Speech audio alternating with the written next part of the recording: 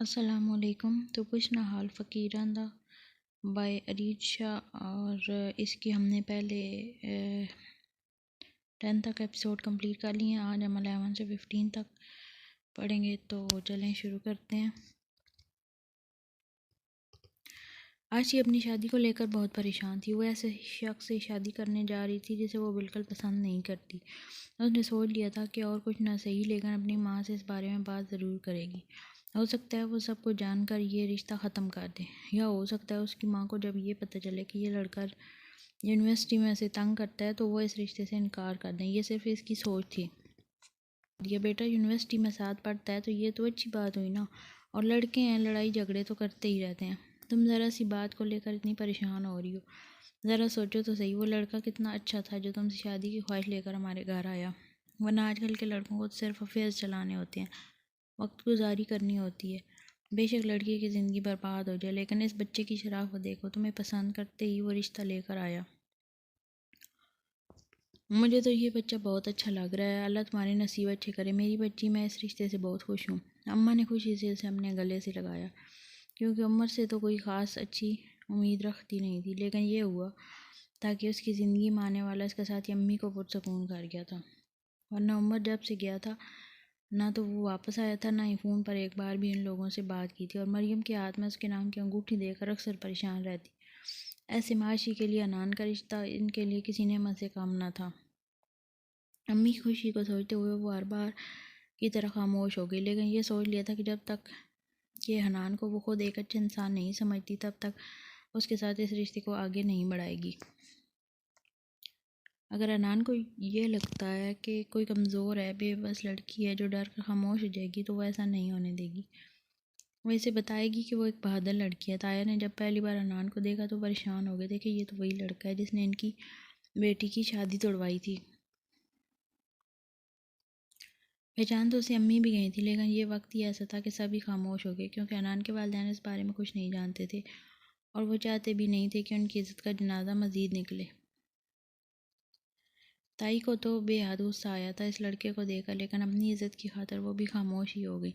दिल तो चाह रहा था कि इस रिश्ते से इनकार कर दे, लेकिन वो जो मोटी रकम इन लोगों ने शादी के लिए दी थी वो भी तो हाथ से निकल जाती। ये औरत और पैसा अपने हाथ से जाने दे, ऐसे तो मुमकिन ही नहीं था।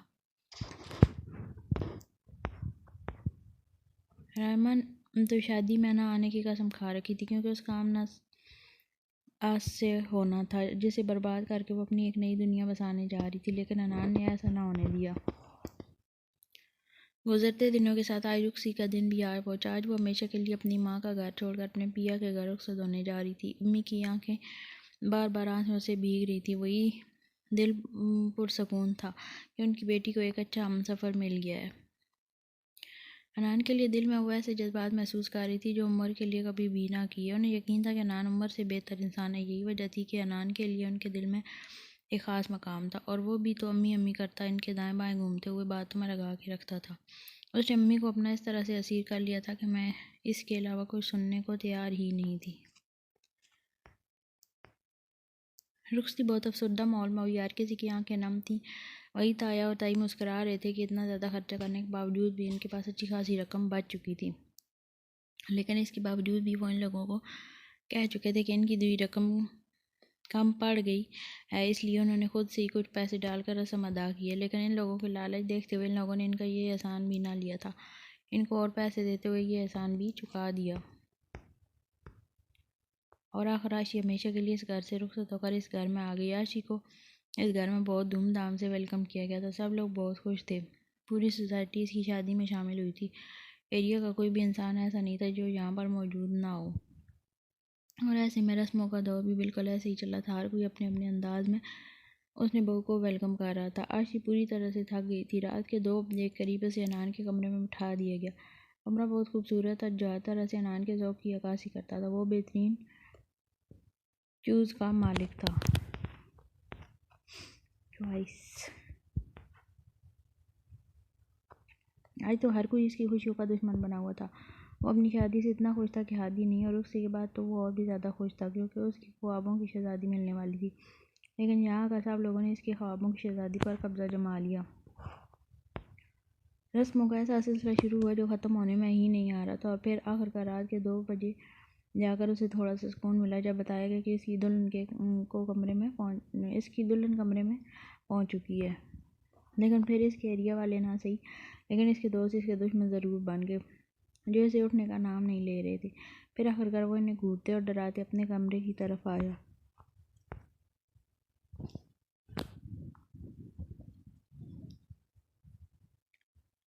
जहाँ इसकी बेगम बेड पर चढ़े हुए दोनों सैंडल हाथ में पकड़े सामने दीवार पर निशाना लगाने में मसरूफ़ थी।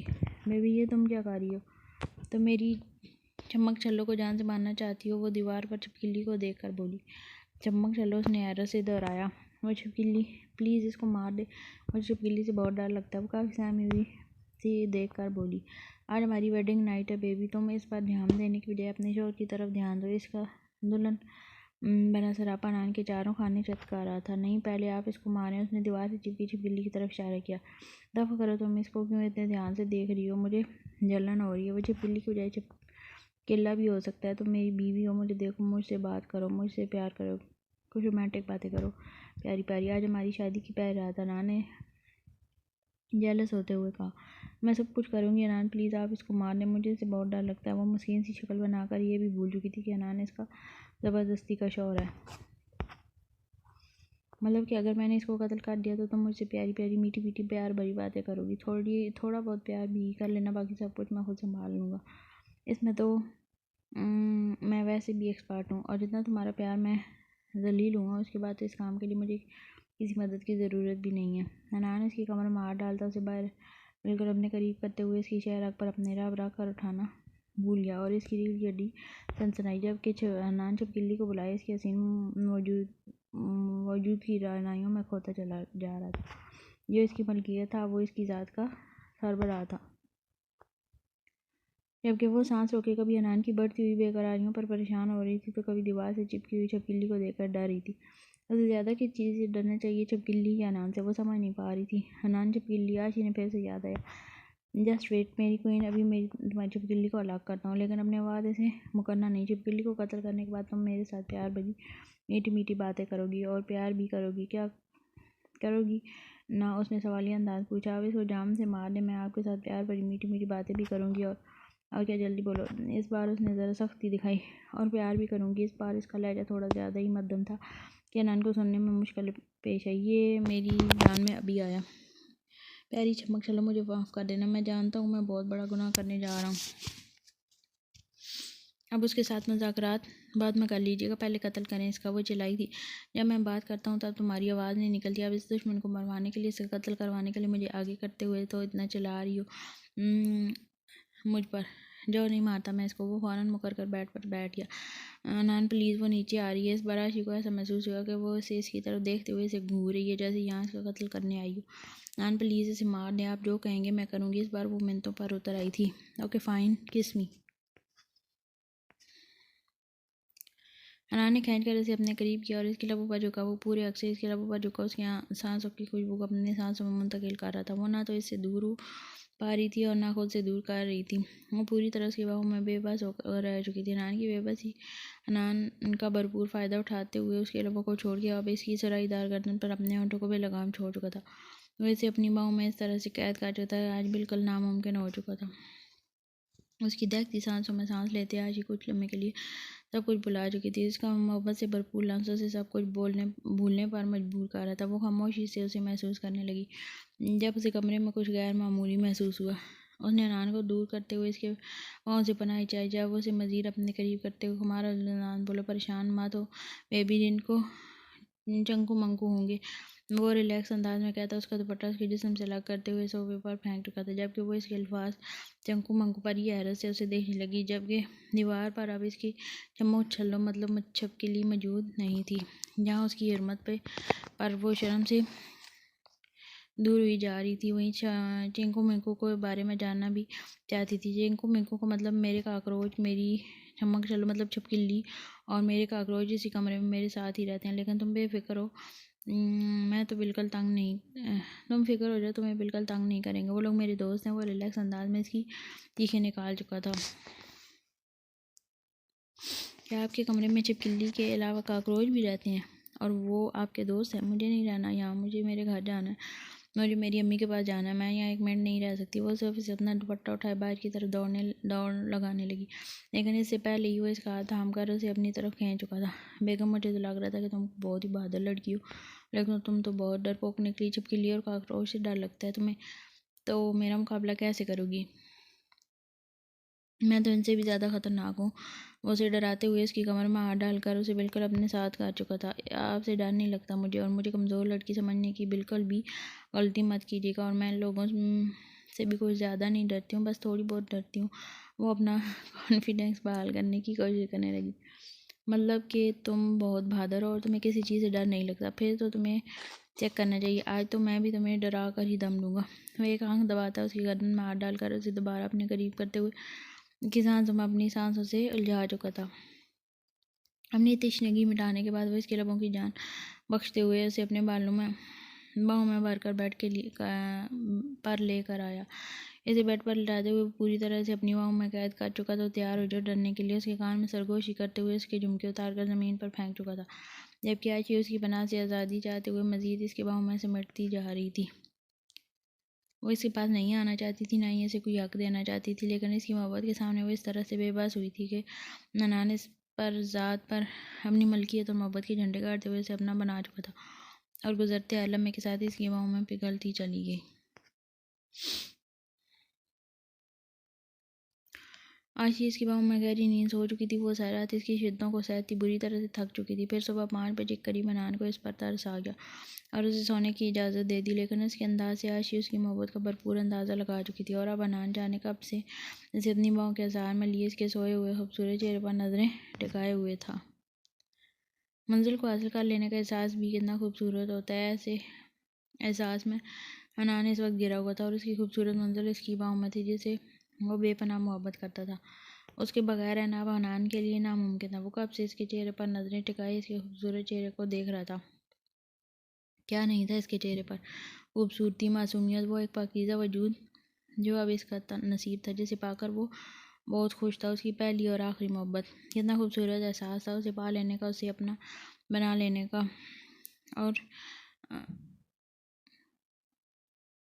तो वो इसे मुकम्मल अपनी मोहब्बत में कैद कर चुका था। वो जानता था कि वह इसे नाराज़ है, लेकिन अनान उसे पहली रात ही मना लेना चाहता था, और शायद उसने मना लिया था। अनान तो सारी रात एक पल को भी ना सोया था, और न ही इसका दिल चाहा कि इसके चेहरे से नजरें हटाने का। वो सारी रात उसे देखते हुए अपनी आंखों की प्यास बुझाता रहा, और आशी इसकी बाहों में गहरी नींद सो रही थी। रात कमरे में आती खिड़की से हवा की आवाज़ को उसने चिंकू मिंकू का नाम दे दिया डाला, जबकि चमक छल्लो को तो खुद भी नहीं जानता था कि वो छिपकली इसके कमरे में कहाँ से आई। हाँ, लेकिन आशी को तंग करने में उसे अलग ही मज़ा आ रहा था। उसे पता था कि हर लड़की की तरह आशी भी कॉकरोच और छिपकली से डरती होगी, और यही डर उसके लिए काफ़ी फायदेमंद साबित हुआ था। अब ये तो वो भी जानता था कि जब तक चमक छल्लो और चिंकू मिंकू खुद इसके सामने ना आए, वो इसके बारे में नहीं पूछेगी। आज इस वक्त सुबह के 11 बज रहे थे। अभी तक किसी ने भी जगाने की गुस्ताखी नहीं की थी, लेकिन वो जाग रहा था और इंतज़ार में था कि कब कोई आए और वो आयशी को जगाने की गुस्ताखी करे। वो सुबह के तकरीबन 5 बजे ही सोई थी, और अब वो इसे डिस्टर्ब करके परेशान नहीं करना चाहता था, लेकिन इसके चेहरे की शर्माहट और अपने नाम की सुर्खी देखने के लिए भी बेचैन था। लेकिन अब तक कोई इन्हें जगाने ही ना आए। वैसे तो दूल्हा दुल्हन को सुबह सुबह ही जगा कर डिस्टर्ब किया जाता, लेकिन ना जाने इसके वालिदैन किस पर गए थे जिन्हें इसे डिस्टर्ब करने का बिल्कुल ख्याल ही नहीं आया। वो यही सब सोच रहा था जब अचानक ही वो इसकी बाहों में आशी ज़रा सा कसमस आई। जब उसने उसे मज़ीद अपने करीब करते हुए गहरा मजबूत कर लिया, अब वो मूवमेंट भी आ गया जिसका वो बेचैनी से इंतज़ार कर रहा था। वो इसे नज़र मिलाते हुए नज़रें झुकाकर इस करीब से उठने की कोशिश करने लगी, लेकिन इसकी पकड़ बहुत मजबूत थी जो इसे उठने नहीं दे रही थी। मेरी प्यारी सी नाजुक सी जान, इतनी भी जल्दी क्या है यहाँ से भागने की? अभी तो मैंने तुम्हें ठीक से देखा भी नहीं। वो इसे खींच कर अपने नज़दीक करते हुए खुद पर गिरा चुका था। वो मुझे फ्रेश होना है, कितना वक्त हो गया, सब हमारा इंतज़ार कर रहे होंगे। वो बहाना बनाने लगी, ये मेरा घर है बेबी, और यहाँ कोई भी हमें डिस्टर्ब नहीं करेगा। जब तक तुम्हारा शोर नहीं जाएगा तुम बेफिक्र होकर अपने शोर की बाहों में आराम फरमा सकती हो। वो मुस्कुराकर इसे मज़ीद अपनी बाहों में कैद करते हुए अपने सीने से लगा चुका था। उस मासूम के पास तो बचने की कोई राह थी और ना ही कोई वजह। वो बिना मज़ाहमत इसके सीने पर सर रख के कमरे को देख रही थी, जहाँ कल रात एक छिपकली और 2 काकरोच भी मौजूद थे, जिसकी वजह से वो इस शख्स के अपने पास आ गई। लेकिन वो इतना भी बुरा नहीं था, कितनी मोहब्बत से वो इसके पास आया, उसे छुआ के स्पूल की तरह संभाल कर रखा, जैसे एक ज़रा सी ठोकर लग जाए तो वो टूट कर बिखर जाएगी। नाम मोहब्बत करने और मोहब्बत निभाने में भी कमाल रखता था। ये कहना गलत नहीं था कि वह एक ही रात में इसकी बनाओं में आकर इसकी दीवानी हो चुकी थी। बेशक वो इसकी मोहब्बत में बुरी तरह से कैद हो चुकी थी, हर लड़की की तरह वो भी एक ही रात में अपने शोहर को बेपनाह चाहने लगी थी, जिससे दूर होने का तस्वर भी इसके लिए सुहाने रूह था। लेकिन अब वो इससे नज़रें मिलाने की हिम्मत कहाँ से लाती। रात तो वो इसकी पाँव में छुप कर इसे उसके इरादों में रोक नहीं पाई, और अब भी वो ऐसा ही कह रहा था। उसकी कमर पर नान की गिरफ्त सख्त होती जा रही थी और वो आने वाले लम्हात के लिए तैयार नहीं थी, क्योंकि अभी तो वह नान की रात की शिद्दतों से नहीं संभली थी कि वो इसे एक बार फिर से अपनी बाहों में कैद कर लेना चाहता था। नान एक ही झटके में वो इसे बेड पर गिराते हुए इसके चेहरे पर झुका, और इससे पहले कि वो इसके लबों को अपने सितम का निशान बनाता, किसी ने दरवाजे पर दस्तक दी। नान बेटा उठ गया तो बाहर आ जाओ, शाम में वलीमे की तकरीब शुरू होगी। अम्मी की आवाज़ पर उसने ज़रा सा चेहरा उठाकर इसके साथ चेहरे को देखा और फिर अम्मी को जवाब देकर उठने की इजाज़त दिए बिना इसके लबों पर झुका। मोहब्बत से भरपूर जसारत उसके लबों पर छोड़कर वो उठकर फ्रेश होने चला गया, जबकि वो कितनी देर इसकी खुशबू में सांसें लेती रही, अपना चेहरा अपने ही हाथों में छुपाकर शर्मा दी। फिर उसकी रात भर की जसारतों को छोड़कर कितनी देर शर्माती रही कि वो बाहर आकर आने के सामने खड़ा हुआ और आशी को पता भी न चला, जबकि अनानिस के खूबसूरत चेहरे और शर्माए हुए रूप पर फर्श से देखने लगा। लगता है मोहतरमा आपने फ्रेश नहीं होना, वो इसके बिल्कुल करीब इंतहाई शरारत से बोला, जबकि अपने इतने करीब उसकी आवाज़ सुनकर आशी अगली लम्हे वाशरूम की तरफ दौड़ लगा चुकी थी, जबकि इसकी स्पीड देख के अनान का बेसाख्ता था। वलीमा बहुत शानदार तरीके से हुआ था, सब कुछ ही ज़बरदस्त था और सब कुछ एरिया वालों ने किया था। पूरा एरिया इसके वलीमे में शामिल था और पूरी सोसाइटी को भी इनवाइट किया गया था, लेकिन मुदस्सर की तरफ से कोई भी इसकी शादी में शामिल ना हो सका। वलीमे के बाद आयशी को रस्म के लिए घर ले जाने की बात हुई तो अनान फ़ौरन मना कर गया कि ये रस्म नहीं होगी, लेकिन अम्मी ने कहा कि ये रस्म बहुत ज़रूरी है, लेकिन अगर वो इसके साथ जाना चाहे तो जा सकता है। लेकिन सबके सामने उसने कह दिया कि अकेले ही जाएगी, आखिर सारी ज़िंदगी उसके साथ ही रहेगी। और अब अनान को आशी के बगैर भी बहुत बेचैनी हो रही थी, लेकिन अब वो सब्र के अलावा और कुछ नहीं कर सकता था। इस वक्त रात की 8 बज रहे थे, ऐसे ऐसे सब मेहमान जा रहे थे।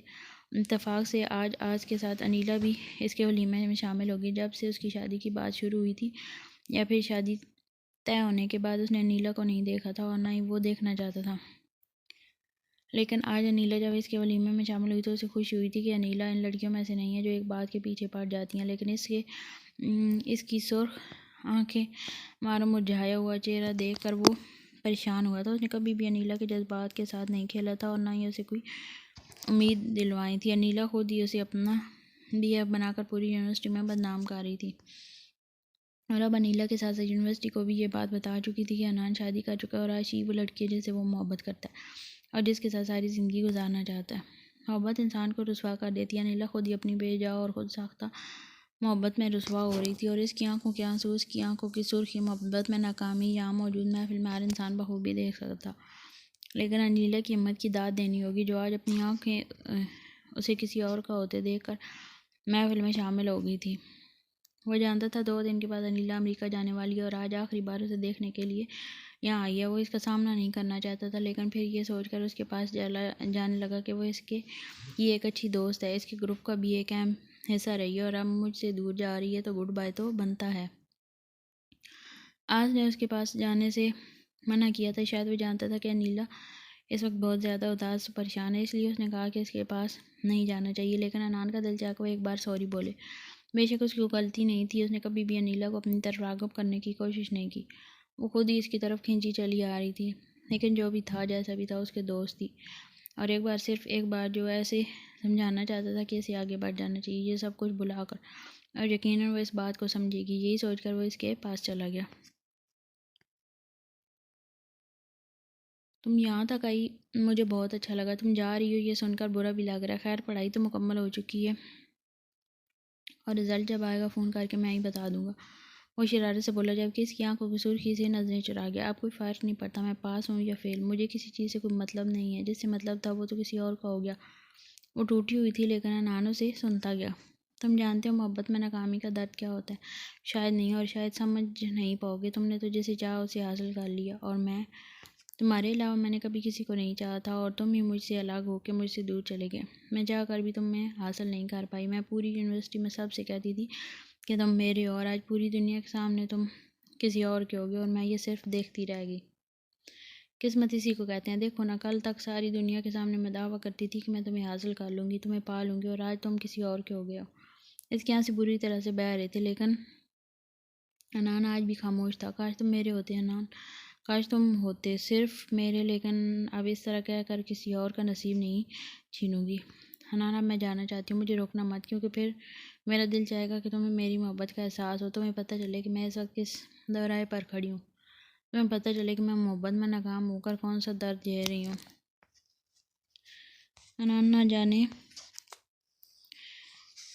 क्यों मेरा दिल चाहता है कि तुम मेरे दर्द को महसूस करो, तुम मेरी तड़प को समझो, तुम भी वही दर्द महसूस करो इस वक्त जो इस वक्त मैं महसूस कर रही हूँ। लेकिन मैं तुम्हें बद्दुआ नहीं दे रही, मैं तुम्हें बद्दुआ दे ही नहीं सकती। मैं बेतहाशा मोहब्बत करती हूँ, लेकिन ना जाने क्यों मेरा दिल चाहता है कि जिस आग में मैं जल रही हूँ, उस आग में तुम भी जलो। मुझे जाने दो, ये ना हो कि मेरे दिल से कोई बद्दुआ निकल जाए और तुम बर्बाद हो जाओ। अनीला अपने लबों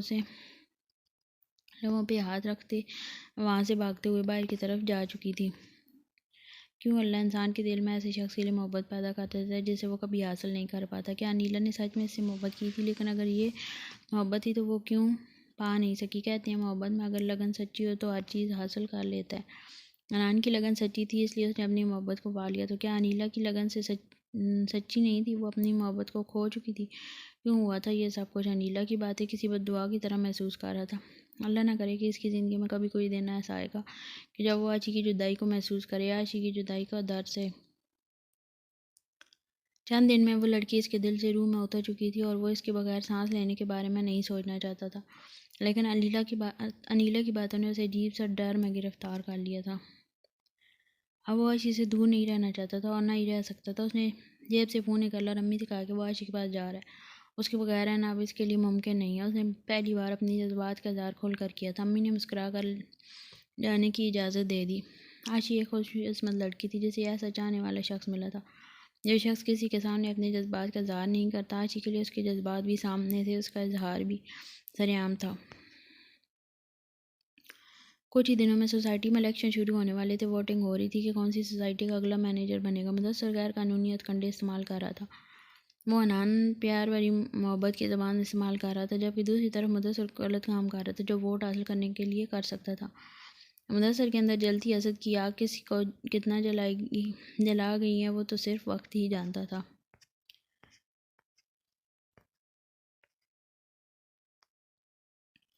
आशी गहरी नींद सो रही थी जब उसे अपनी उम्र वजन महसूस हुआ। लगा शायद मरियम आपी इसके साथ सो रही हैं। वो ऐसे उठने लगी जब उसे मरियम की जगह नाना अपने बिल्कुल करीब नजर आया। वो तो घर पे था, यहाँ कैसे आया?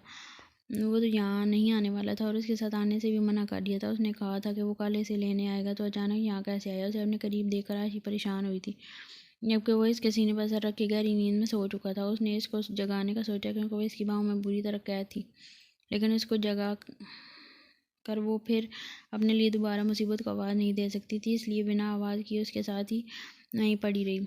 दिल तो कह रहा था कि सांस भी ना ले कहीं वो जाग गया तो। आशिक की तो सोच कर ही रोंगटे खड़े हो गए थे कि वो कल रात इसकी मोहब्बत में पूरी तरह से डूबी हुई थी, और कहाँ आज वो इसकी शिद्दत से बचना चाहती थी। अनान की बेपनाह मोहब्बत से डरने लगी थी। उसका जुनून, उसकी आँख जताता लहजा उसे परेशान कर रहा था। उसे सुबह वाली अनान की जिद याद आई कि वो इसके मुंह से अपने लिए ज़ाहिर मोहब्बत करना चाहता है, और वलीमे की तकरीब में भी इसे तंग करता रहा, और वो भी इसके की बेचैनी भरपूर फ़ायदा उठाकर इसको नखरे दिखाती रही। वो जान चुका था कि वो इससे मोहब्बत करने लगी है, लेकिन इसके बावजूद भी उसने खुलकर अपनी मोहब्बत का इज़हार नहीं किया था, और यही चीज़ अनान को गुस्सा भी दिला रही थी, और इस मामले में कुछ कर भी नहीं पा रहा था। सारा दिन उसे तंग करने के बावजूद भी जब उसने इज़हार मोहब्बत ना किया इस मामले में, वो इसके साथ किसी किस्म की कोई ज़बरदस्ती भी नहीं कर पा रहा था, क्योंकि आशी ने उसकी ज़िद के सामने इंतहाई मासूमियत से कहा था कि मैं इज़हार नहीं करूँगी तो क्या आप ज़बरदस्ती करवाएंगे, और तब से अनान खामोश हो गया था। वो इसे अपनी मोहब्बत का इज़हार चाहता था, लेकिन ज़बरदस्ती नहीं। वो चाहता था कि वह दिल से अपनी मोहब्बत का इजहार करे, लेकिन इस लड़की ने तो उसे आजमाने की कसम खा रखी थी। आशी इसके सारे दिन भर की बातें सोचते हुए इसका चेहरा देखकर मुस्कुरा रही थी। क्या था अनान? दुनिया के सामने सख्त, मगरूर, अकड़ू किस्म का लड़का और हकीकत में एक मासूम सा दिल रखने वाला एक बहुत ही प्यारा इंसान, जैसे पर सिर्फ और सिर्फ आशी का हक था।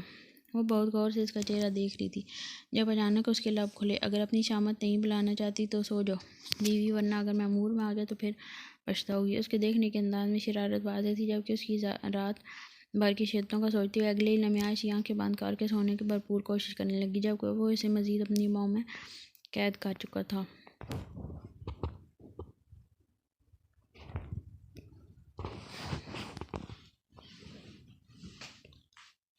आशी की आंख खुली तो वो रात का मंजर एक बार फिर से उसके सामने था।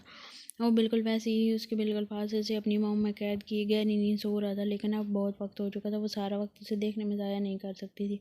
उसको बाहर जाना था। न जाने उसकी माँ और बहन अपनी जमाई राजा के लिए क्या क्या तैयारी कर रही होंगी। उसने उसके करीब से कोशिश की जो नाकाम हो चुकी थी। अब जाग रहे हैं, छोड़े मुझे, बाहर जाकर आप ही और अम्मी की मदद करनी है। और एहतजाज करते हुए बोली, जा सकती हो तो चली जाओ, मैं नहीं छोड़ूंगा। वह शरारत से कहता से एक बार फिर से अपने शिकंजे में कैद कर चुका था। नान प्लीज़ मुझे जाने दे, बाहर आप ही और अम्मी अकेले काम कर रही होंगी, मुझे उनकी मदद करनी है। वो इंतहाई मासूमियत से बोली तो नान इसका चेहरा देखने लगा। पहले जब यूँ बोलो फिर चली जाना। नान ने शर्त रखी। फिर वही ज़िद, कैसे बोलूँ मैं आपसे जबकि मैं आपसे प्यार करती नहीं। तो इंतहाई शरारत से इसके करीब थी कि वो इसके सांसों की आवाज़ और दिल की धड़कन भी आसानी से सुन सकता था।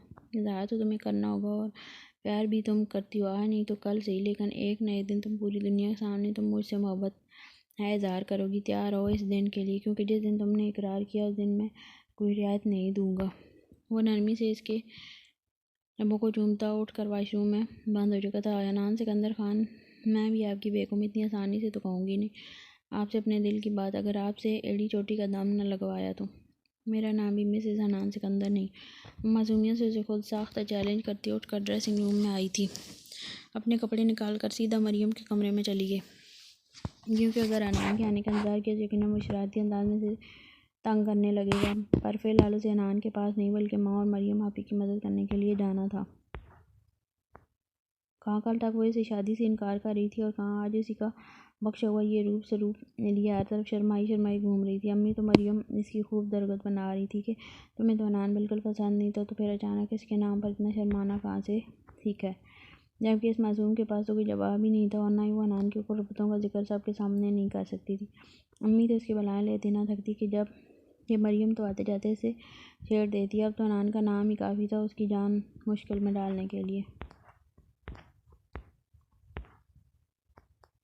मरियम और अनान की बहुत अच्छी दोस्ती हो चुकी थी। मरियम की तरफ वो अम्मी के साथ जिस तरह से खुलकर बात कर रहा था, वो आशी को ऐसा कभी भी नहीं लगता था कि इतना फ्रेंडली हो सकता है, जबकि मरियम को भी वो बहुत पसंद आया था। वो तो अभी से ही इसे अपना भाई कहने लगी थी। और फिर अम्मी का भी सारा दिन इसकी खातिरदारी करना, इसी की तरफ ध्यान देना। आशी को तो जलन होने लगी थी कि शादी इसकी भी हुई है, बेटी वो इनकी है और वीआईपी ट्रीटमेंट घर में इनके दामाद को मिल रही है, क्या बात है। कल रात अनान ने उसे बताया था कि वो इसे हनीमून पर मरी लेकर जा रहा है 1 हफ्ते के लिए, और वो 1 हफ्ते के लिए अपने घर वालों से दूर रहने वाले थे और यहाँ सब इससे ज़्यादा अनान को अहमियत दे रहे थे, जिसकी वजह से कहीं ना कहीं जलन हो रही थी। घर में सबसे छोटी होने की वजह से उसे हमेशा ही बहुत अहमियत मिलती आई थी और अब अचानक अनान इन दोनों का लाडला बनता जा रहा था, तो जलन तो बनती थी।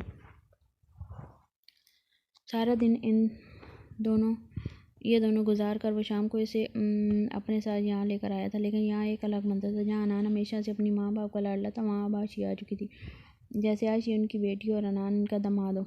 लेकिन अनान इन सब से बहुत खुश हो रहा था, क्योंकि वो पहले ही यही चाहता था कि इसकी बीवी को भी घर अपने जितनी अहमियत मिले। लेकिन यहाँ थोड़ा ज़्यादा हो गया था, क्योंकि आज रात के 11 बजे भी इन दोनों के कमरे में बैठे न जाने क्या कर रही थी, जबकि अनान इसका इंतज़ार करते करते एक बार फिर नींद की झोंकी में भी लगा चुका था।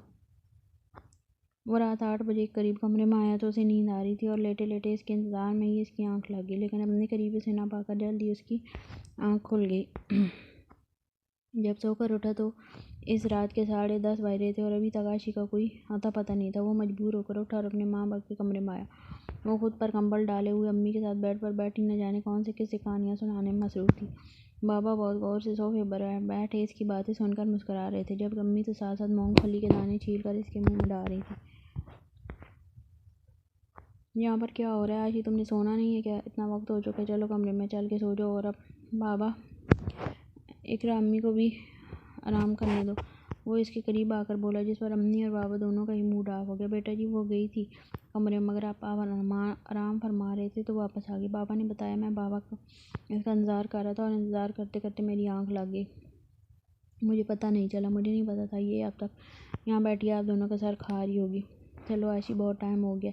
वो इसे देखते हुए एक बार फिर से उठाने लगा। नहीं, मुझे नहीं जाना, आज यही सोऊंगी अम्मी के पास। वो अम्मी के गले में बाजू डाले लाड से बोली, हाँ बेटा, क्यों नहीं, तुम सो जाओ। वैसे भी अनान को तो तुम्हारे बगैर बहुत अच्छी नींद आती है। अम्मी ने भी इसका भरपूर साथ दिया।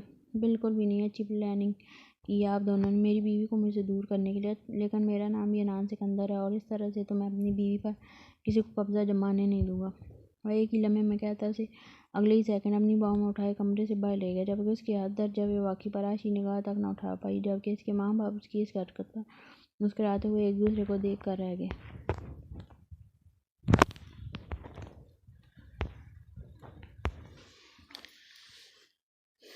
छोड़े अनान, नीचे उतरे, उतारे मुझे प्लीज़।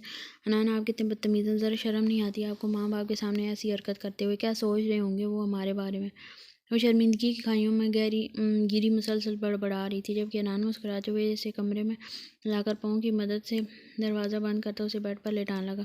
अनान, मैं आपसे बोल रही हूँ, कुछ शर्म होती है, कुछ हया होती है आपकी इन हरकतों। उसकी चपड़ चपड़ चलती ज़बान अनान के लबों ने बंद की थी। जब मैंने तुम्हें कहा था कि जल्दी कमरे में आना, मैं तुम्हारा इंतज़ार करूँगा, तो फिर क्यों इतनी देर उनके कमरे में रही? और वो मेरे माँ बाप हैं, वो अच्छे तरीके से जानते हैं कि मेरी कोई भी चीज़ पर अगर कोई अपना हक जताता है तो मैं ऐसे ही करता हूँ।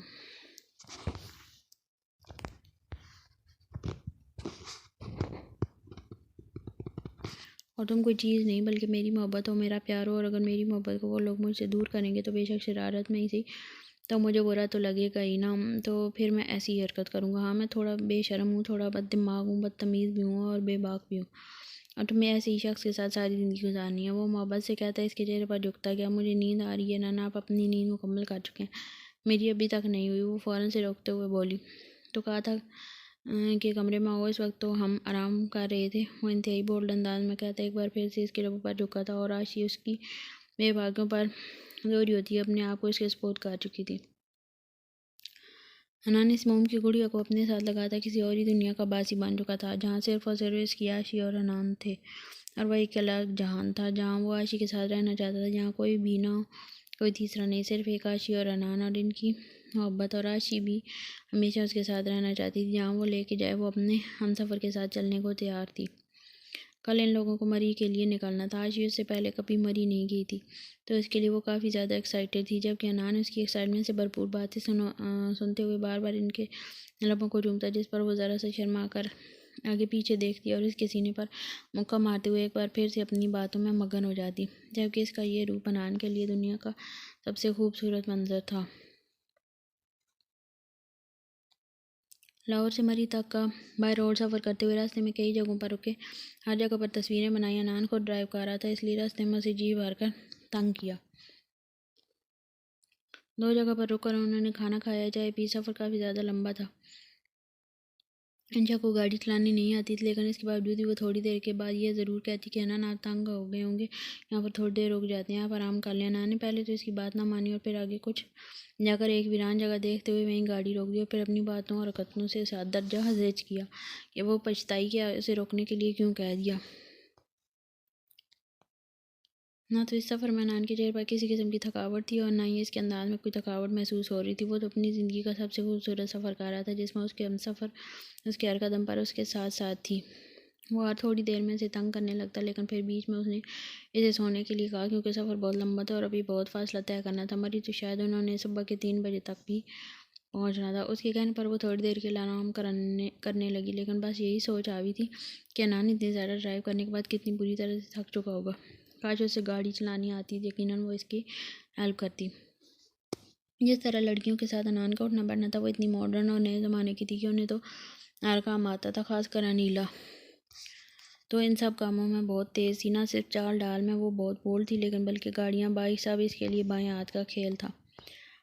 अगर वो आज वो अनान के साथ होती थी यकीनन आधा रास्ता वो खुद ड्राइव करके तय करती। उसने गाड़ी की सीट के साथ टेक लगाते हुए सोचा, फिर सोचा कि भला वो इस किशोर के साथ क्यों होती है। उसे अचानक ही नई सोच ने घेरा और अपनी पिछली सोच पर लानत भेजते हुए उसने अनान के कंधे पर अपना सर रखा। अनान ने मुस्कुराकर इसकी मासूम से चेहरे को देखा था। न जाने अंदर ही अंदर क्या सोच रही थी, लेकिन काफ़ी देर उसका चेहरा देखकर वो इसकी सोचों की गहराई तक पहुंच चुका था। तुम्हारे अलावा यहाँ कोई और नहीं हो सकती, वो इसे देखते हुए मोहब्बत से बोला तो एक झटके से वो उठकर इसके चेहरे को देखने लगी। अनान, आपको कैसे पता चला कि मैं क्या सोच रही हूँ? क्या मैं ऊंची आवाज़ में बोल रही थी? वो इसे घूर कर पूछने लगी और उसे ऐसे ही लगा था कि वो अपनी सोचों में शायद ऊंची आवाज़ में बड़बड़ा रही थी। तभी तो अनान को पता चल गया कि वो क्या सोच रही थी। बेगम, मैं एक फ्यूचर माहिर नफ्सियात हूँ और मैं पिछले 2 साल से यूनिवर्सिटी में झांकनी मार रहा था। मैंने इस चीज़ की तालीम ली है। वो इसका चेहरा देखकर मुस्कुराते हुए बोला, जबकि वो अपनी जल्दबाजी पर शर्मिंदा हो गई। आपको पता है कि मैं क्या सोच रही थी? वो थोड़ी देर के बाद शर्मिंदगी की गहराइयों से निकल कर फिर से पूछने लगी, जिस पर उसने हाँ में सर लाया। मतलब कि आपको पता है तो मैं क्या सोच रही थी? बताएं ज़रा, मेरे दिमाग में क्या चल रहा है, किस चीज़ के बारे में सोच रही थी? वो इसे देखकर पूछने लगी, जिस पर वो एक बार फिर से मुस्कुराया था। तुम सोच रही थी कि यहाँ मेरे साथ कोई और लड़की भी हो सकती थी, और मैं ये भी बता दूं कि ये चीज़ मुझे तुम्हारा चेहरा पढ़ कर नहीं बल्कि तुम्हारे चेहरे पर जलन के तासरात देखकर पता चल रहा है। तो मैं बहुत जल्द ड्राइविंग सिखाऊंगा। प्लीज़ इस चीज़ के लिए एहसास कमती का शिकार हरगिज़ मत बनो। अनान सिकंदर खान सर से लेकर पैर तक सिर्फ और सिर्फ इंशा खान सिकंदर का है और किसी और का हो भी नहीं सकता। जिस तरह से इंशा खान सिकंदर खान पर सिर्फ और सिर्फ अनान सिकंदर का हक है, इसी तरह से अनान सिकंदर पर सिर्फ और सिर्फ इंशा खान सिकंदर का हक है। इसलिए अपनी दिमाग और दिल में कभी किसी दूसरी लड़की का ख्याल भी मत लाओ। वो इसे देखते हुए मुस्कुराकर इसकी ठोड़ी को छू कर बोला, और अगर मैं मर गई तो? वो मजाक में बोली, जबकि इसके अचानक सवाल पर अनान ने गाड़ी को ब्रेक लगाई थी। इस फजूल तरीन सवाल का मतलब वो गुस्से की हदों को छूते हुए बोला। अचानक ही आंखें सुर्ख हो चुकी थी। इसके चेहरे के तासरात पर बेहद सीरियस थे। हाँ हाँ हनान, क्या हो गया है आपको अचानक से? आप तो सीरियस हो गए। मैं सिर्फ मजाक कर रही थी। देखिए अपनी हालत, कैसे पसीना आ रहा है आपको। ऐसे गाड़ी रोकी, अगर एक्सीडेंट हो जाता तो? वो हंसते हुए बोली थी, जबकि हनान अभी तक गुस्से में से घूर रहा था। और फिर न जाने से क्या हुआ कि अगले ही लम्हे वो इसे खींच कर अपनी बाहों में कैद कर चुका था। एक पल के लिए तो इंशा बुखला गई। आशी, प्लीज़ ऐसा मजाक दोबारा मत करना, प्लीज़ डोंट। देखो मेरा दिल कैसे धड़क रहा है। वो इसे खुद से अलग करते हुए इसका हाथ अपने सीने पर रख कर बोला, जो पूरी शिद्दत से धड़क रहा था। आशी, मुझे लग रहा है कि अगर तुम ना रही तो मुझे दूसरी सांस नहीं आएगी। मैं मर जाऊंगा, मैं बेमौत मर जाऊंगा। प्लीज़ ऐसा मजाक दोबारा मत करना। वो इसे देखते हुए सीरियस अंदाज बोला, जबकि इसकी इस हालत को देखकर परेशान हो चुकी थी। लेकिन उस हुआ क्या? क्या हो गया? आशी ने परेशानी से उसे देखा था। नान, क्या हुआ आपको? मैं सिर्फ मजाक कर रही थी, सिर्फ मजाक ही, कहीं नहीं जा रही आपको छोड़कर। मैं इसके सीने पर सहारा कर इसके धड़कते हुए दिल की आवाज़ सुन रही थी। फिर इसे अलग होकर शर्मिंदा सी होकर इसे देखने लगी। आई एम सॉरी, मैं तो सिर्फ मजाक कर रही थी। मुझे नहीं पता था आप हर्ट होंगे, मुझे माफ़ कर दें। उसकी मोहब्बत के सामने वो हार मान चुकी थी। इसकी आंखों से मुसलसल आंसू बहने लगे, जबकि अनान शिकवा के उन नज़रों से उसे देख रहा था जैसे कोई बहुत बड़ा गुनाह कर दिया, और कोई गुनाह से कभी तो नहीं था। इसके मजाक पर अनान की जान लबों तक आ गई थी। इज़हार तो करती नहीं हो, बस बकवास करती हो, फजूल बातें करती हो, इसलिए तो अच्छी नहीं लगती तुम मुझे। और गाड़ी की सीट के साथ टेक लगाते हुए उदास सा बोला, अच्छा मैं अच्छी नहीं लगती तो क्या वो अच्छी लगती है जो आपके साथ सारा दिन चिपकी रहती थी? उसे अचानक ही दोबारा अनीला याद आ गई। उसने तो वलीमे में भी अनीला को देखा था। अब इस सब में वो कहाँ से आ गई? उसने अनीला का नाम नहीं लिया था, लेकिन फिर भी वो समझ चुका था कि वो इसकी बात कर रही है। अभी आप ही ने तो कहा है कि मैं आपको अच्छी नहीं लग रही, तो फिर कोई तो अच्छा लगता ही होगा ना। वो मासूमियत से आंखें टिमटिमा कर बोली, बस दिल जलाने वाली बातें किया करो, दिल धड़काना तो तुम्हें आता ही नहीं है। वो अफसोस से सारे लागे, जबकि इसकी इस तरह से कहने पर वो मुस्कुराए बिना ना रस के नान। और वो जज्बात से भरपूर अंदाज में से पुकार गई तो वो इसे देख कर रह गया। उसे अचानक शायद रोमांटिक दौरा पड़ा था। अनान को तो ऐसा ही लगा था कि शायद उसकी बातें असर कर गई हों, जबकि उसका ये अंदाज अनान को मुस्कुराने पर मजबूर कर गया। बोलो, वो इसे देखते हुए बोला, जबकि इसके इस तरह से कहने पर वो इसके मज़ीद करीब आई। फिर इसे अगली परेशानी को सोच कर आता था। उसके करीब आने पर अनान इसके मज़ीद करीब आया, जबकि इसकी अगली बात पर अनान का मूड बुरी तरह से ऑफ हुआ था। हमने सारी रात यहीं पर गुजारनी है, वो मोहब्बत से भरपूर अंदाज में उसे देखते हुए बोली, और फिर इससे दूर हटकर कहका लगा कर हंसी। ये बात तो वही दूर बैठकर भी कह सकती थी, पास आकर मेरे जज्बात जगाने की क्या ज़रूरत थी। अब मुख तो इस पर झुकते हुए बोला, जबकि अपनी शामत देखकर वो बुरी तरह समझ ली थी, लेकिन अब वो इतनी ठंड में गाड़ी से बाहर नहीं निकल सकती थी, इसलिए अनान का सितम अपने लबों पर बर्दाश्त कर गई, जबकि वो इसके लबों पर भरपूर लम्स छोड़कर सुकून से पीछे ड्राइविंग सीट पर आया था। आप इंतहाई बेशर्म और बुरे इंसान हैं, वो इससे गुस्से से कूदते हुए मनमनाई थी। अगर ऊंची आवाज़ में बोलती तो यकीनन शाम दोबारा आ जाती। वह इसे रूठते हुए गाड़ी की सीट से टेक लगाए सोने का ड्रामा करने लगी, और कब ये ड्रामा हकीकत में बदल गया उसे खुद भी पता ना चला।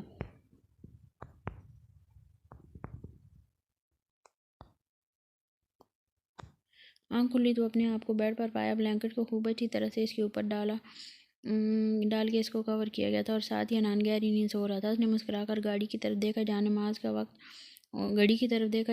का वक्त हो चला था। वो जल्दी से उठकर वाशरूम की तरफ आई, वज़ू करके नमाज अदा की। जब से इस शैतान से पाला पड़ा था, वो अल्लाह के हज़ूर एक बार भी अपनी ज़िंदगी की खूबसूरती का शुक्रिया अदा नहीं कर पाई।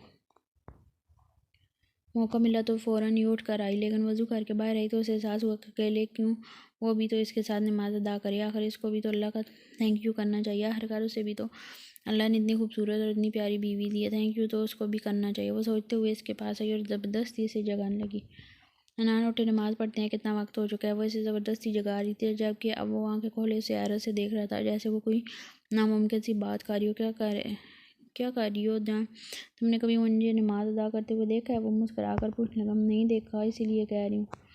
जनाब उठे, अल्लाह को थैंक यू बोलें, अल्लाह ने आपको इतनी प्यारी बीवी दी है। वो शरारत से कहते हुए मुस्कुराई थी, जबकि इसकी बात पर वो भी मुस्कुराए बिना ना रह सका। यार मसला ये है कि मुझे नमाज तो आती है और पढ़ भी लेता हूँ कभी कभी, लेकिन मुझे दुआ मांगनी नहीं आती। वो परेशानी से कहने लगा, कुछ शर्मिंदा भी लग रहा था। अनान की इस बात पर आशी को तो हैरत का झटका लगा, मतलब उसे अपने ही अल्लाह के सामने दुआ मांगना नहीं आता था। फनाना आपको आता क्या, मतलब दुआ मांगना नहीं आता? आए मैं आपको सिखाती हूँ, सिर्फ फजूल काम ही किया करें।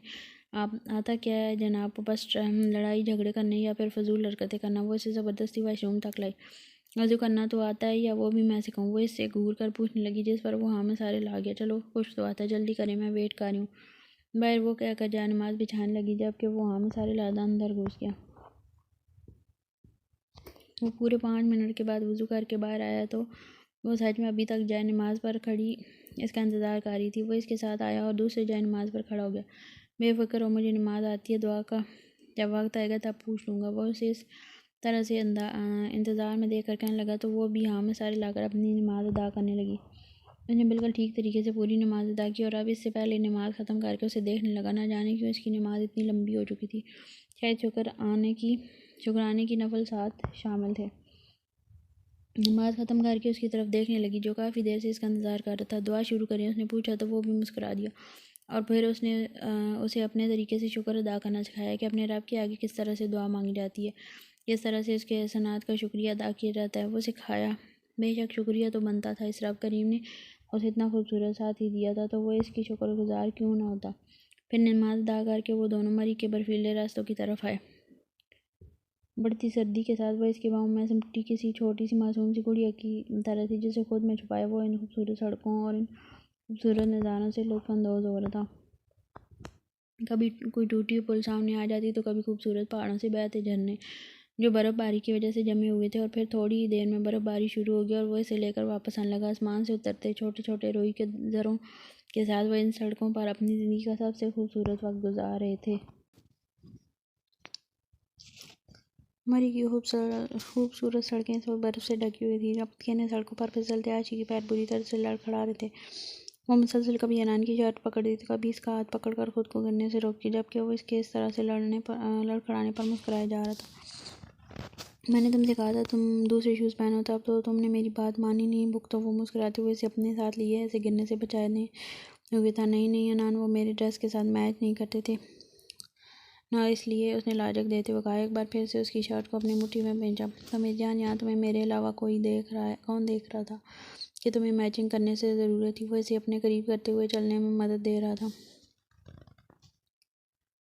हाँ तो आपको वो चुड़ैलें नज़र नहीं आ रही, वो जो सामने बर्फ़ से खेल कर आपको अपनी तरफ मुतवज्जो करने की कोशिश कर रही हैं? उसने फ़ौरन सामने खेलती हुई लड़कियों के ग्रुप की तरफ इशारा किया, जिनके मुकाबले में आज इन छवि काफ़ी मॉडर्न लग रही थी। वो तो होटल में मौजूद लड़कियों को देखकर ये अंदाज़ा लगा चुकी थी कि यहाँ उसकी सादगी नहीं चलेगी।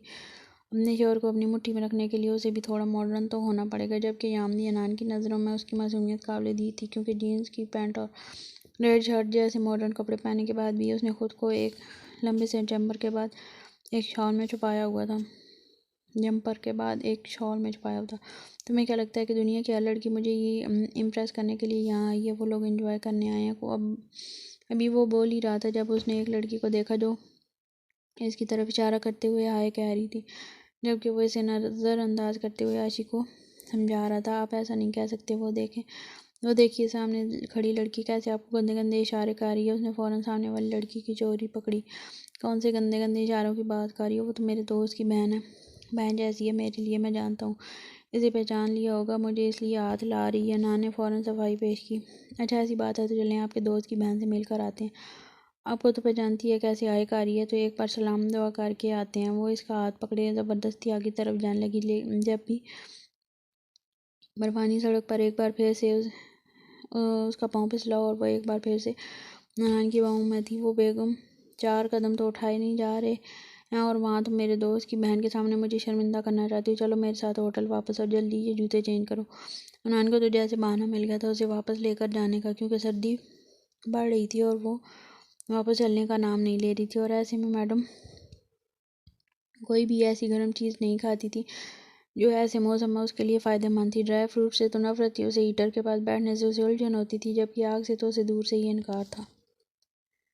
जबकि मैडम का ये कहना था कि धूप में बैठने से उसकी स्किन ख़राब हो जाएगी और शादी के शुरू में वो अपनी स्किन पर कोई रिस्क नहीं लेना चाहती थी, क्योंकि उसकी बहन कहती है कि इसका शोर जो इस पर लट्टू हुआ है वो शादी के सिर्फ चंद दिन ही है। बाद में हर मर्द की तरफ वो भी इसे अपने असली रंग दिखाएगा और बिल्कुल बदल जाएगा।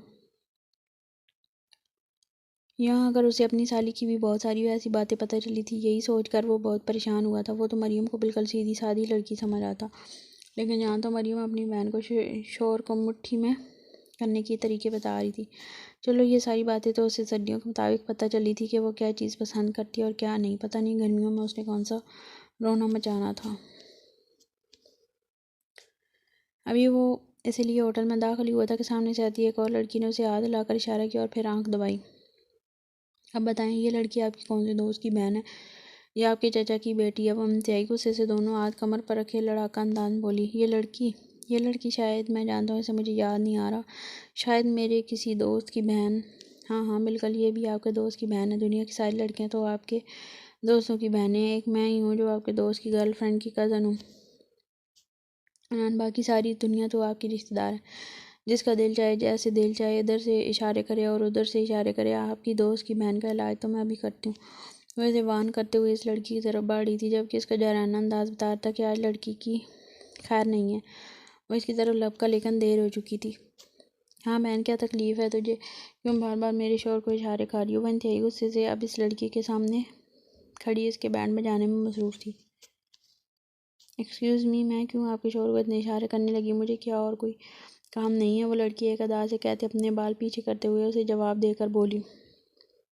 ओह, ज़्यादा बालों को नुमाइश करने की ज़रूरत नहीं है। ये सारे काम मुझे भी आते हैं और मैं अपने शोर के लिए कर सकती हूँ। तुम्हें देखने के लिए मरा नहीं जा रहा और मैं जिस हाथ से इशारा किया है इसे काट कर फेंक दूँगी दोबारा किया तो। बहुत देखी है तुम्हारी जैसी। खबरदार जो अपनी आंखों से मेरे शोर की तरफ देखा भी तो। अगर इतना ही शौक है इशारा करने का तो अपने शोर को करो, और अगर नहीं है ना तो कर लो शादी। निकाह करने में ज़्यादा वक्त नहीं लगता, लेकिन दूसरों की प्रॉपर्टी पर नज़र रखने की ज़रूरत नहीं है।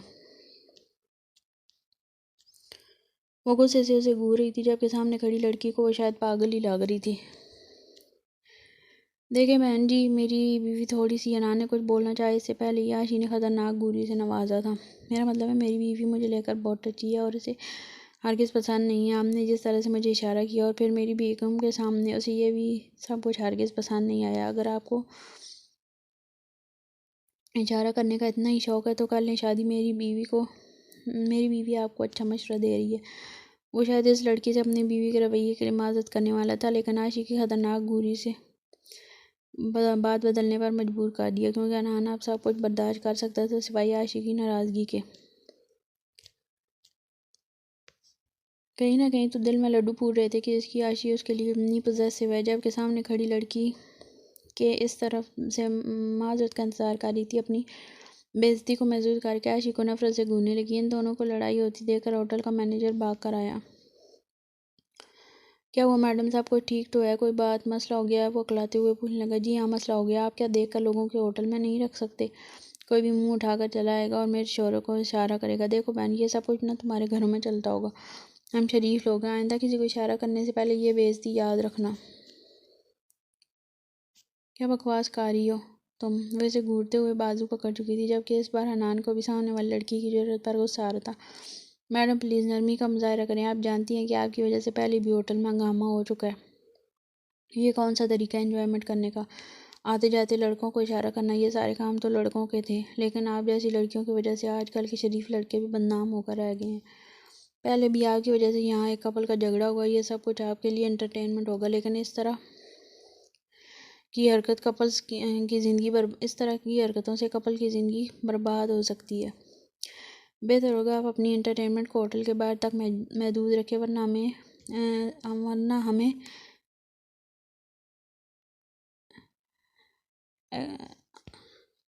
स्ट्रिक्ट एक्शन लेना होगा।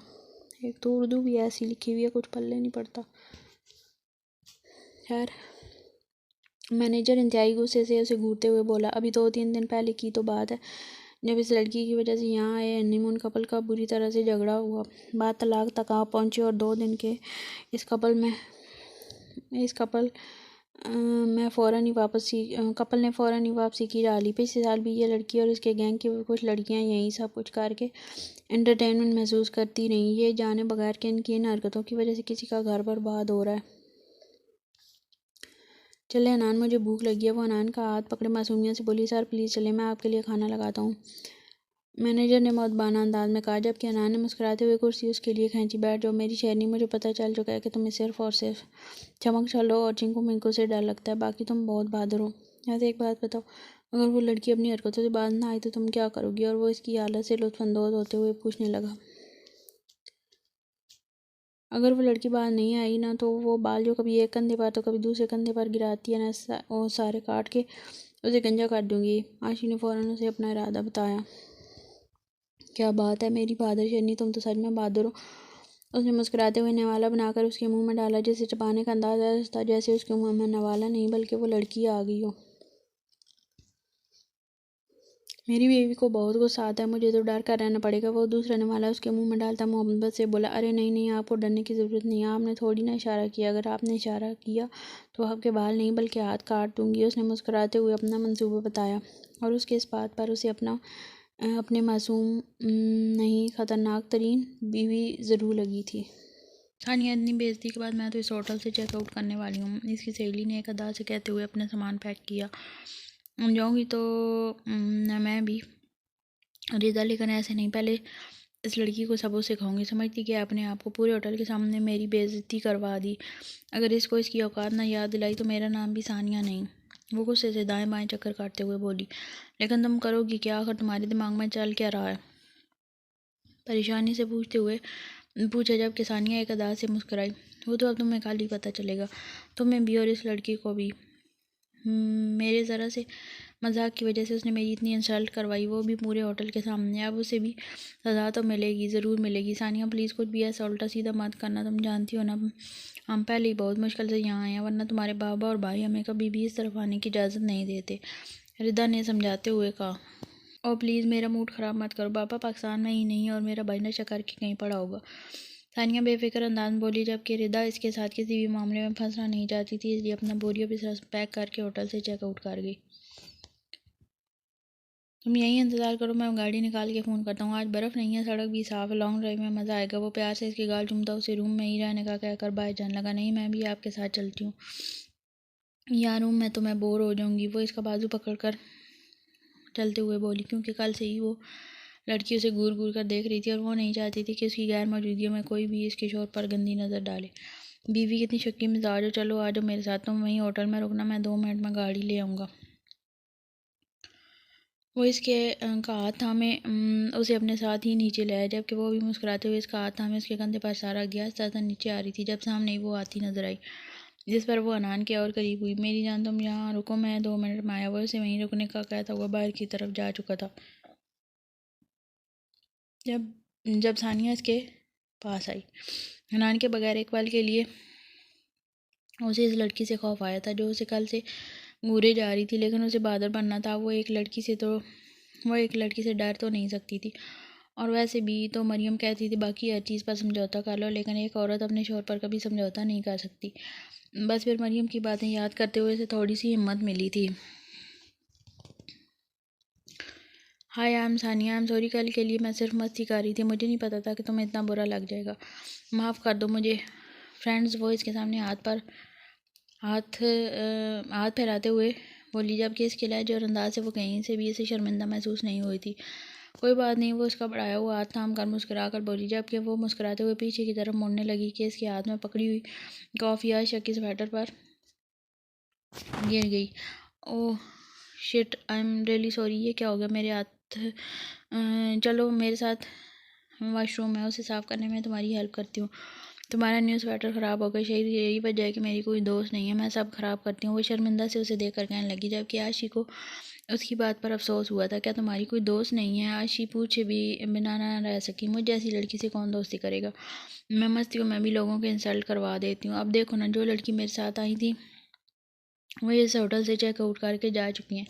शायद मैं किसी के दोस्त बनने के लायक ही नहीं हूँ। मैं जो भी करने की कोशिश करती हूँ वो हमेशा ख़राब जाता है। वो इसके साथ वॉशरूम की तरफ कदम बढ़ाते हुए बोल रही थी, सॉरी मेरी वजह से हुआ है, शायद मैं कल कुछ ज़्यादा ही रिएक्ट कर रही थी। तुम्हारे जैसा इशारा करने से पहले बाहर भी एक लड़की ने इसी तरह नान को इशारा किया था और मुझे गुस्सा आ गया था। आशी उसे मुकम्मल बात बताते हुए बोली, जबकि वो थोड़ी ही देर में अंदाज़ा लगा चुकी थी कि लड़की काफ़ी मासूम और हद से ज़्यादा बेवकूफ़ है।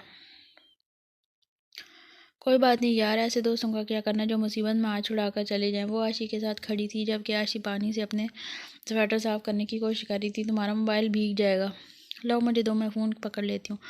वो इसके हाथ में मौजूद मोबाइल को देख कर कहने लगी, जो कि आशी मुस्कुराते हुए उसके हाथ में पकड़ा चुकी थी, जब अचानक उसने अपने सर पर हाथ मारा। ओ शिट, मेरा मोबाइल बाहर पड़ा, मैं लाना भूल गई, तुम ये साफ़ करो, मैं अपना मोबाइल लेकर आती हूँ। वो मुस्कुरा कर कहती बाहर की तरफ जाने लगी, जबकि वो भी हाँ में सर हिलाकर अपना काम करने लगी। यहाँ मेरी बीवी खड़ी थी, कहाँ गई है? वो सामने आते मैनेजर को देखकर बोला, आई एम सॉरी सर, मैंने आपकी मिसेस को नहीं देखा। मैनेजर जो अभी अभी आया था वो बताने लगा, क्या मतलब नहीं देखा? अभी थोड़ी देर पहले, तकरीबन 5 मिनट पहले वो यहाँ थी, अब जाने कहाँ गायब हो गई। रूम में गई होगी, मैं देखता हूँ। वो परेशानी से अपने कमरे की तरफ जाने लगा। एक मिनट, तुम अपनी बीवी को ढूंढ रहे हो? वो अभी तुम्हारे जाते ही तुम्हारे पीछे ही बाहर निकल गई।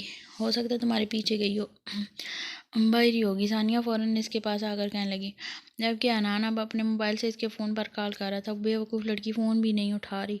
वो बड़बड़ाता हुआ बाहर की जानब भागा था, जबकि सानिया खड़ी इसकी बेचैनी देखकर हंस रही थी।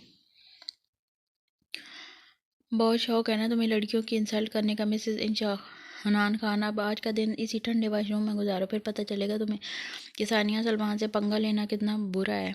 वो कल ही पता लगा चुकी थी कि ऊपर की बिल्डिंग के वाशरूम नए तामीर किए गए हैं और अभी ज़ेर इस्तेमाल नहीं है। सारा दिन इस तरफ कोई नहीं जाता था, इसलिए तो उसने अपने काम के लिए वही जगह चुनी थी।